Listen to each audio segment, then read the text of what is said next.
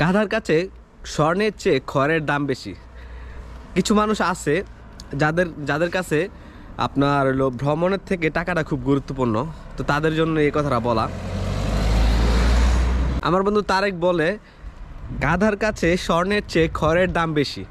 কথাটা আমার কাছে খুব ভালো লাগছে। তো আমি বললাম যে আমার প্রথম ভিডিও মানে পরের যে ভিডিওটা আমি করবো সেটা এই কথা দিয়েই শুরু করব যে যারা ভ্রমণ করে না তাদের কাছে ভ্রমণের থেকে টাকাটার গুরুত্ব বেশি। কথাটা কিন্তু মিলে, হ্যাঁ। গাধা যেমন খাবারটাই চিনে স্বর্ণের থেকে, তার কাছে খড়ের মূল্য অনেক বেশি, তেমন কিছু মানুষও বাস্তবে আছে। তো আজকের দিনটা খুবই চমৎকার দিন, রৌদ্র উজ্জ্বল। আজকে ডিসেম্বরের 27 তারিখ।